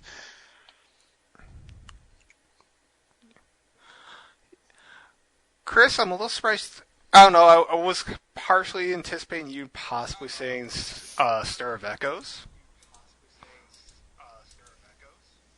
Yeah, I mean, again, like I said, I was trying to reach out for some more, things that weren't going to hit the list, and then you surprised me and didn't hit them even with your list that was just as long as Kevin's and mine's put together. I didn't even mention. Well, yeah, I did mention 7 earlier when Kevin brought it up, but Brad Pitt and Gwyneth Head in the box. Rosemary's Baby, Rosemary and Satan, Psycho with Norman Bates and his mom, like Phantasm, Reggie with ladies in every single Phantasm movie. I thought you were going to say the tall man with his balls in everybody's face. Mandy. I don't know if either of you've seen Mandy. Yeah, and that was That's one the that I Nicolas was Cage one, right? kind of thinking about. But the thing about it is, I rewatch all these movies, and I have Mandy. I've seen it 2 times, maybe. It gives me so much anxiety. It doesn't hold up, does it? It holds up in the fact that it gives me so much anxiety every time. Like, it's kind of hard for me to watch. Like the first half? Yeah, you the mean? first half for sure. Up Or- to Yeah. the like, but everything from like the weird cult and the dudes all naked and and like the whole scene with the cult and Mandy, like all of that, like from the very beginning of it to all of it to where Nick Cage is like in his underwear freaking out with the bottle of vodka, which is amazing, which kind of like takes a little bit of the edge off, but it's very hard. And I mean, have you seen it, Chris?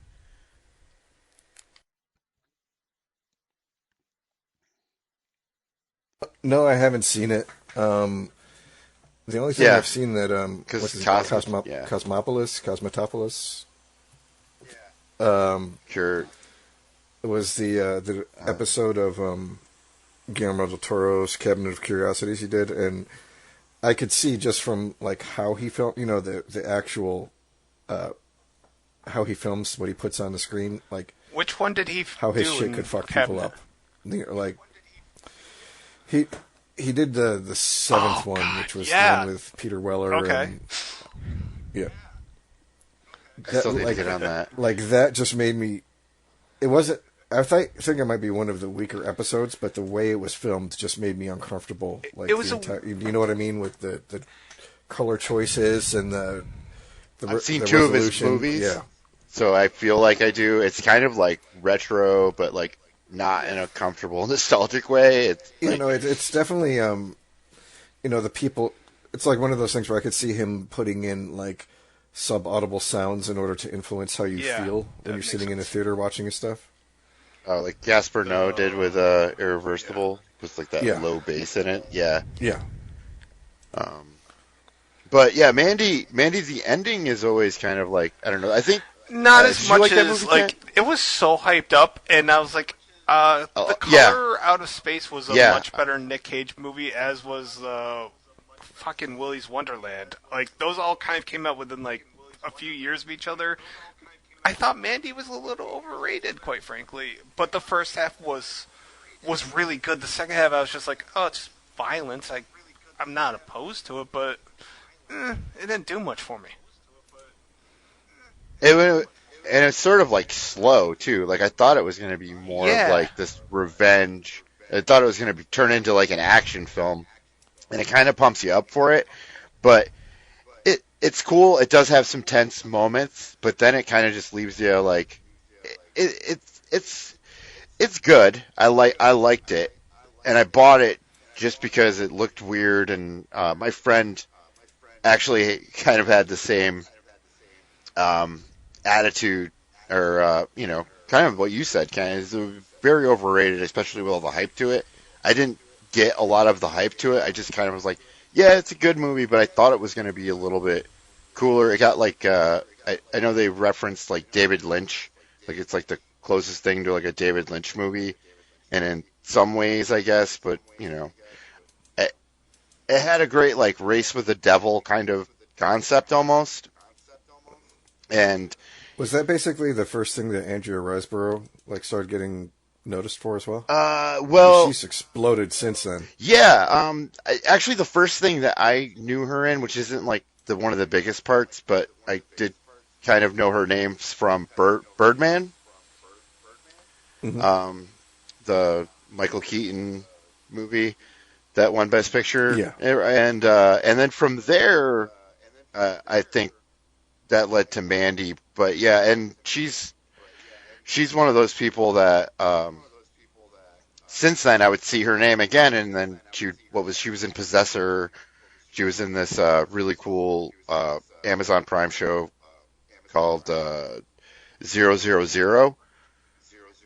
and Hmm. that's really cool. About like the drug business, but yeah, whenever she pops up in something, I definitely kind of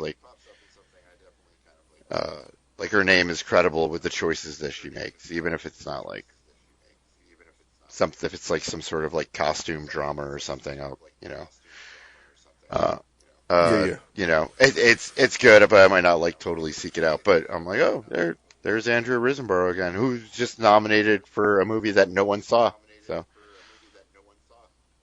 Yeah, it was what, like just a handful of yeah, theaters? I guess Like 20 when something the or so? Some crazy yeah, number like that? was it just like major cities and a couple art house theaters or something? Yeah, it was already like out of theaters by the time anyone heard of it when it got nominated for back in January. All right, so those were our lists. You guys got anything that you've seen recently that you want to bring up? I know Kevin probably watched a bunch of the stuff that was nominated for the Oscars before they came out. Yeah, I do. Every year I watch every Best Picture nominee. And I try to watch them throughout the year. So like when it was announced, I So watched. you're not cramming, yeah. Yeah, but like I didn't really think that the five movies that I saw before it was announced were Top Gun, which I just saw because it was Top Gun Maverick, and I didn't expect it to Mhm. get nominated for Best Picture, even though it got nominated for a Golden Globe, and I was like, it's still not going to get Best Picture, but it did get a Best Picture nomination because I guess it was like a great cinematic experience. Avatar 2, kind of the same way. I just went to go see it in the theater, the 3D thing, because I wanted that experience. Um, Elvis, like I mean, people said that it would be nominated, and I didn't really think it would.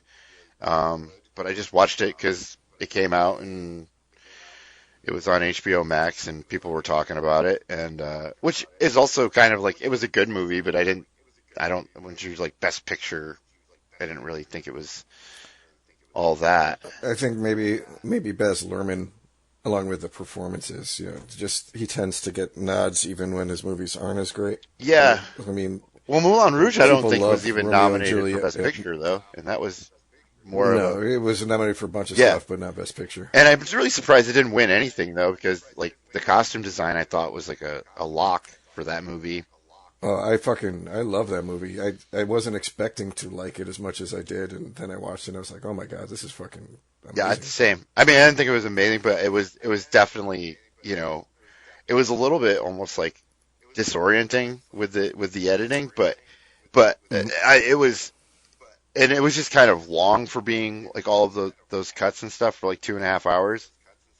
But it was Oh yeah. yeah, I thought it was way more interesting than like Bohemian Rhapsody or the Rocket Man, just the more recent um, Hmm. kind of Oscar bait rock biopics. Yeah, and I thought it was really interesting to like a villain, like the perspective of what's his name, Colonel. Yeah, Colonel Tom. just Yeah. that was really unique. So yeah, it was good. And then there was what was the other one that Everything Everywhere All at Once, which fucking dominated. Those were the five that I saw or that and Banshees of Inisherin were the ones that I saw before it was all like officially announced. Um, but Everything Everywhere All at Once was A24, and I heard it was bonkers, and I was like, okay, I'll check that out, and Didn't get to see it in the theater. I had a couple different choices because that thing played for a long time. And then All Quiet on the Western Front. You guys see any of those? Did you see that one on No. Netflix? Oh, I haven't seen Yeah, that yet. there's No, not yet. it was good. It was one of the olden days movies. And then yeah, I like Tar, Todd Field, the Kate Blanchett movie. I don't know why it didn't do well, but it was surprisingly good for what seemed just like a dry drama of a conductor. It was I mean, I think that's probably why it didn't do well. I mean, not for nothing. How often do we see dramas cleaning up inside of theaters anymore? Excuse me. Like it or not, we're in a situation where if you're not, a big budget sci-fi, uh, horror, or superhero movie, you're probably not making bank in the theaters and being talked about compared to what we would typically think of as like Academy yeah, I films. mean it's okay. Like usually like box office doesn't really matter, but um it was cool. I think because Everything Everywhere All at Once came out, it kind of took storm, and I think maybe some people who don't really watch crazy kind of movies or just kind of out there movies that um they were like overly impressed, but I watch like batshit stuff on her, I seek it out. I try, so it was cool that that movie was really popular and it was really easy, you know, easy to see, and it came out like I don't know, March, May or something. So those usually don't do, those movies don't Yeah, really it was do pretty so early in the well, year. like I remember Midsummer came out in like May or maybe even March. And, people were like, oh, this is going to be a Best Picture nominee or whatever. And then, it also like a more horror element to it, or it is a horror movie, but, you know, they forget about it. Like, by the time October rolls around and they're pumping out all the, the system of Hollywood and pump out all the Oscar movies. But, Triangle of Sadness, which is a movie I didn't hear of until then, has Woody Harrelson in it, and that's like the only name. And that was great. I liked that too. But it was kind of like an like there were movies I really liked. It was like an odd list, but I think probably some things got didn't get picked that probably should have. And I won't go through all of them all the same. But this last one, Babylon. Have you guys seen that? It's on Paramount. I don't know if you have that. I have not. Yes, yes. It was Was that the one about Hollywood? surprisingly like the best movie of 2022 for me. Directed by Damien Chazelle, of all people, who did La La Land and Whiplash and First Man. And it was kind of like an anti-Hollywood movie, which I wasn't expecting. It's a 3 hour epic of like the silent era of films, like 1926 into the 30s. And it's like 3 hours and 9 minutes, and it's like a hate letter to Hollywood, but like a love of movies. And like the movie starts with like the old pre-code Paramount, like um, I don't know, I forget what they're called, but where they show the logo of Paramount back in the day, the opening shot. And then, dude, and it is just like so Yeah. much. And the movie is like way too much for most people, but it was like, and it's batshit, it's crazy, but it has like a real drama to it. It's a movie that kind of like checks off all the boxes that you would think would be Oscar bait, but they're all with like middle fingers and like it is, absolutely, it's so good. And it's what's strange about it that it's so like out there that it's got like an A-list cast of Margot Robbie and Brad Pitt, and then lots of other smaller parts by people um, and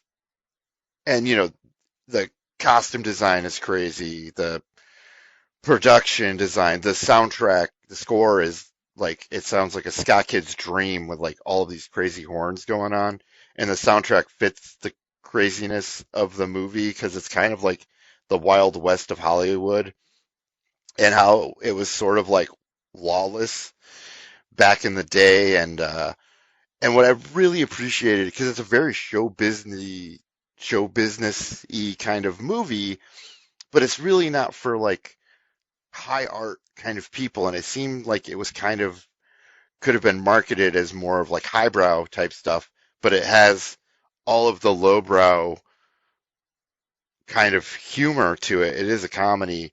It is so wild. It's epic. I think the runtime is gonna, for the people that would like this movie, they're not gonna expect it to be that just unrelenting um, for 3 hours. So, but yeah, Babylon definitely. I watched it twice in a week. Like became obsessed with it. I couldn't believe that it was even made. It has a giant budget, and it kind of reminds me of Michael Cimino's Heaven Heaven's Gate, which was like a epic failure, epic western, but like you know, where things were kind of sketchy in the filmmaking process, and that was like in 1980, where people were talked about animals being harmed and stuff. But back in the 20s, they didn't care about any of that stuff. So the most interesting thing about it is that there is this way of like what we celebrate today is not what was going on back in the day, and there's kind of like sort of a blind spot to that almost. But yeah, all right. That's all I got. Babylon's amazing. Damien Chazelle may have ruined his career, but he got one fan, and it's me. Gotcha. All right, now I'm Although done. you can't.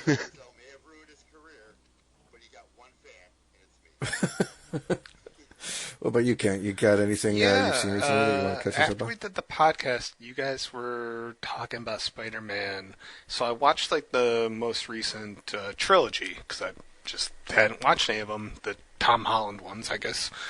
And I just don't like Spider-Man, but I thought the movies were all fun. The last one was really good. I don't know. Overall, I was entertained by them, which is more than I can say for previous Spider-Man movies. Uh, so that was interesting. I watched I watched You People on Netflix. Uh, like I I did too. laughed quite a bit. Eddie Murphy, David Duchovny killed it for me. He was the best part of the whole damn thing. David Duchovny, I love Exhibit. like He had every single braids. scene, he was great in it. And Eddie Murphy, by and large, was great. Julia Louis-Dreyfus, she was great, but like her role at times was just annoying, really grating. And the two leads were fine for what they were. I don't even like Jonah Hill, but whatever. It wasn't bad. It was a perfectly enjoyable experience. I would recommend it for somebody looking for that type of movie. Right after that, we watched Bullet Train. So complete, you know, different type of movie, and I adored Bullet Train. That was probably my favorite movie I've watched since we did the last podcast. Um, Today I got around. I watched Megan, and I really, really liked Megan as well. That's on Peacock right now, and it was a little different than what I expected, which I'm happy with. And there's no twist ending. It goes to the expected ending, and it tells its story, and it leaves it open for a sequel, which I'm pretty sure we're definitely getting a damn sequel out of it. And I thought it was good. It stars I don't know her name. The main girl that was in Get Out is the lead in this, and yeah, it was just a fun time. It was what a modern day Child's Play should have been instead of whatever they gave us with that modern day remake of Child's Play. Then I watched Vigilante right before we started this podcast, and that has Fred Williamson and Robert Forster. That's on Shudder. I don't know why it's even on. There's some weird shit on Shudder that, like, for a horror channel, they have so much other stuff going on, and this definitely doesn't follow under horror whatsoever, but whatever. And I watched a couple of TV shows, but whatever. The one thing I really wanted to talk about was that I did try Skinamarink today because I think Kevin brought it up at the last podcast. So I'm like, all right, I'm going to give this a shot. It's on Shudder. I tapped out. 17 minutes. Chris mentioned it, I think. Tapped out. And I haven't seen it. Did you see it, Chris? Okay. I haven't.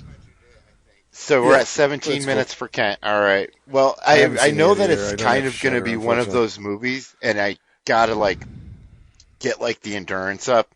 You know, it's like when like I know it's going to be really slow, and it's just like I don't know, like staring at a door or something. I don't know. I'm not going to pretend. It's mentally draining shots of just walls and some little bit of chatter, a little bit of like cartoon background noise, a little bit of kids talking, and a little bit of like some other entity kind of talking or making noise.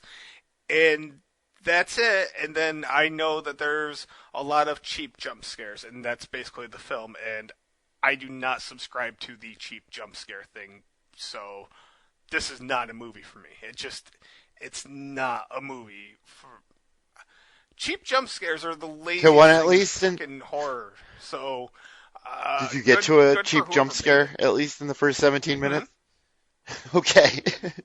Wow. I didn't. No.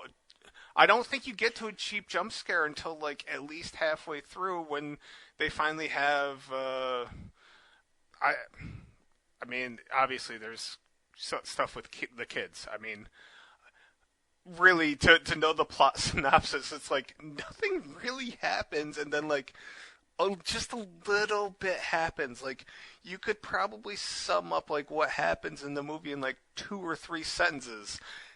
So for me, it's like experimental art house horror, and to those people that like that stuff, good. You know what? That's cool, but this just is not a Kent movie at all. So I don't plan on even trying to go minutes back at a time. and watching more of it. I have no interest. Like, Gotcha. Anything I else, enjoyed Kent? Next Level Chef. That was fun. My wife was watching that. I saw her cut a part of one episode. All right, so Good. we watched The Last of Us. I don't know if you guys. I was watching waiting that? to with yeah, I mean, my Raven, girlfriend that she just watched all of finished it without me. I was just like, the last episode all right, of fuck you. the first season, so I'm all caught up on something. Punishing her. I got you. I mean, I never played the game, but I knew what the story was. I'd watched like a story breakdown one time back in the past when I was like bored on YouTube. So I thought it was pretty good. I don't know if it was great. Like, I don't know if I would necessarily put it up over Game of Thrones or, any of HBO's other like premiere series. But I thought it was really good. Yeah, I just want to say, I I just want to say that it is good, and So that was interesting, it but it's is over now. Sort of the one thing that I do I haven't like been about watching it, too and much not to else. like compare it to The Walking Go Dead, ahead. other than it's like a post-apocalyptic drama, is that what The Walking Dead would spend a season on, The Last of Us would spend one episode, and it would be like on, and so as long as it can kind of keep up with that momentum, and I liked the last episode. Yeah, like an It hour. was good. It Yeah. wasn't. I don't think. I mean, maybe for the people who played the game, it's more exciting because I hear it's like shot for shot. My brother and sister are both huge fans of the video game. My sister's been watching the show, but she said it's very like in time with the video game, shot for shot, and I think interestingly for cinematography kind of stuff. That's cool, but like for not playing the game, it's pretty good. Yeah. It's a pretty good HBO drama post-apocalyptic show, but it's not like, I like the best of the best HBO stuff right now, one season. But all right, I'm done. Right, Velma's clearly the best. Right. All right, so my one thing I have to rebut, because my brother and my nephew, hey Jay and Zach, actually listened to our Freddy Krueger Nightmare on Elm Street podcast that we did. I don't know if they finished the whole thing, but they at least listened to the first two parts. Incidentally, guys, they say hi, and my brother wanted to know why Kevin didn't talk as much during the first Nightmare on Elm Street, and I was like, well, because that was the one I had to go over, but I got yelled at because you didn't talk enough. But my brother told me that I had seen Nightmare on Elm Street before I was 18, and in fact, I have to rebut that, bro. I had seen portions of the movie, but never the whole thing, because I was scared as shit, and I will give him this. He was a much braver kid than I was when it came to watching horror movies and reading horror stories.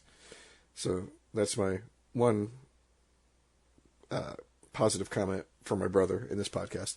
But in honor of finding out that Kevin was doing the podcast, even though I had told him before that Kevin was doing the podcast with us, my brother wanted to contribute. So have you guys ever heard of ChatGPT? It's an AI where you type shit in and it fucking comes up with stuff. So he typed in horror movie couples into the thing, and it came up with a podcast for us.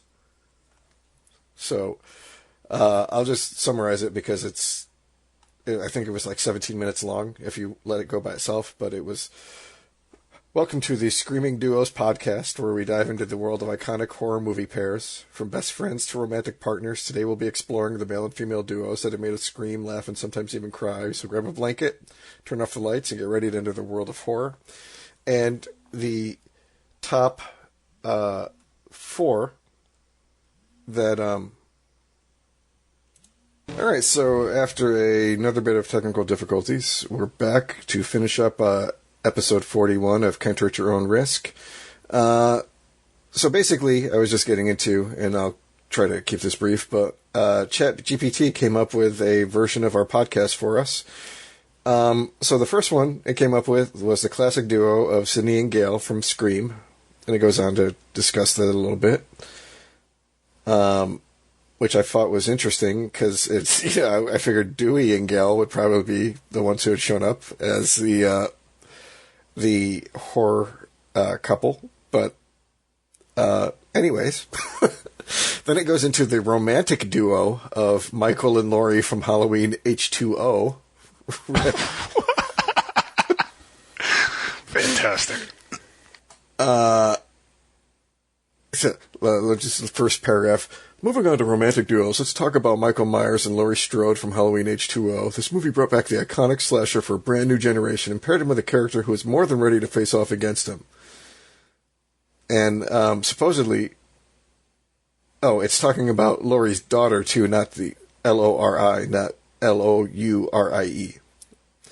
Okay. So then we get the tragic duo of Jay and Mark from The Descent. Ooh. It's been a minute, but wasn't that dude a dick? Yeah. Yeah. Then we also get the unusual duo of Ash and Linda from The Evil Dead. So I have no idea how the hell this fucking AI picked these movies for us, but that was the AI's version of our podcast that we just went over. Wow, that's... Huh. I'll add something that's a little fucking crazy. This is like really weird, but it's horror related. Back in February, there was the NBA All-Star Saturday night. Like, there's the 3-point shootout and the slam dunk contest. Then immediately following that, TNT showed the premiere episode of True Blood, and I thought to myself, what audience are you trying to retain from NBA All-Star Weekend to True Blood? It was absolutely confounding, and then I sat there and I watched the first 2 episodes, and I really enjoyed it. On edited, It was edited to an extent, yeah. How was it? It was good though. It was watchable. I mean, obviously, I'm not going to watch it on TNT. I'll just watch. I'm pretty sure it's still on HBO. Sure. Yeah, I think so. Yeah, I'd rather do that. But yeah, it was enjoyable. I'm also going to toss out this. It's video game and it's horror. Just finished The Quarry finally with Carrie and Eric, and that's a fun game. Like, Kevin, even if you don't play the game, you probably could find like a playthrough online, and I think the story would be good enough that would possibly captivate you. It's quite good, and there's a lot of good voices in it, like David Arquette, Lin Shaye, Ted Raimi, Lance Henriksen. There's a bunch. It's a solid game, and it's all horror. Solid cast. So, yeah. So here's an interesting thing to go along with that, talking about horror video games. I mean, we've had, and besides that, in the last couple of months, we've had the Callisto Protocol and the Dead Space remake, which I understand that one was really well done. But have you guys ever played or heard of what was the one that was like the Friday the 13th game but came out before it? Dead by Daylight? They're making a Dead by Daylight TV series. No way. Yeah, really? I haven't heard anything other than the fact that it's been picked up and it's in pre-production. But I mean, I would imagine they're probably going to be doing it more in regards to like the game, killers, rather than trying to throw like all of the iconic ones that are in as well. But like, if they did, Jesus, talk about the fucking mashup that we've been longing for all these years. I just recently played it for the first time like 2 weeks ago because now you can play with bots. Because I've heard really? the community was beyond toxic. So yeah, I've heard that too. But yeah, it was kind of fun. I mean, I'm terrible at it, but it was fun. So I want to toss out one other thing. I just heard last week a theory about Blair Witch. Have you guys ever heard the theory that Josh and Mike planned the whole thing and just did that to kill Heather? No, I I think haven't. so either. I heard Kevin, have you ever heard some theory about it, but I don't know if that was the one. So I'm not familiar with it.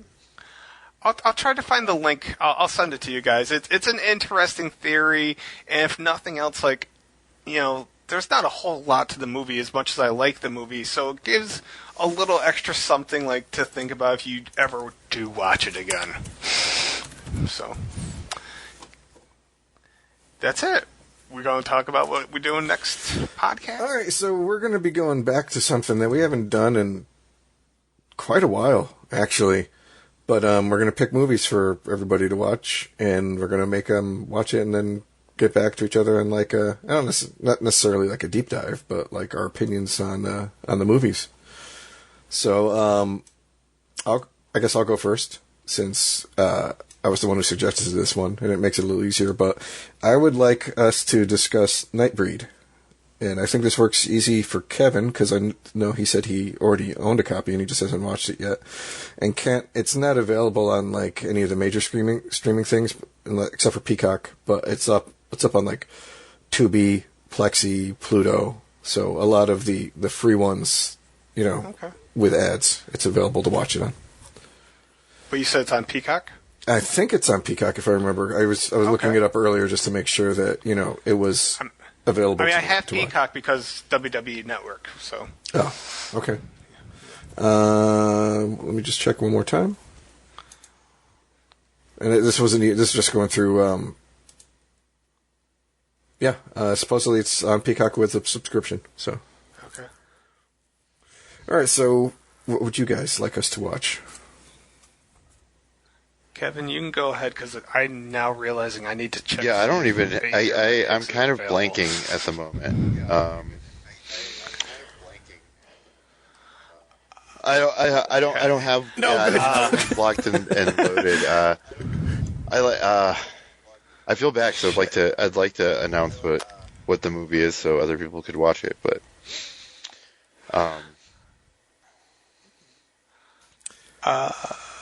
Okay. I'm going to say Okay. Blackula.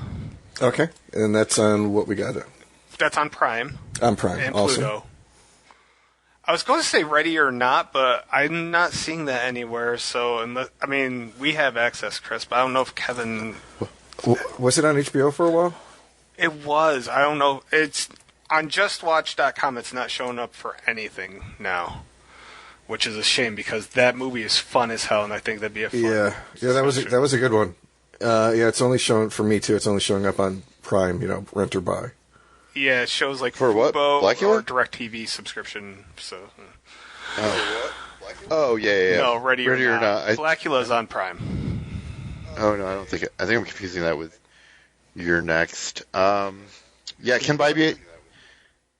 Yeah, can I be a They came out surprise? pretty close. And I'll to let each you guys know in like a day or two. other.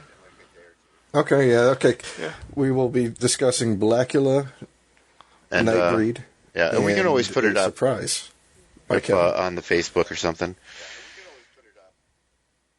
For Yeah. That's actually a good thing. We should probably hit the Facebook up with a post too. That way, if anybody wants to watch along with us, I don't know if Joe has been following the podcast. I mean, I assume he does because he responds on your Facebook post a lot. Yeah, actually, I was just talking to Joe last night for about an hour about movies and stuff. So, yeah, he still follows along.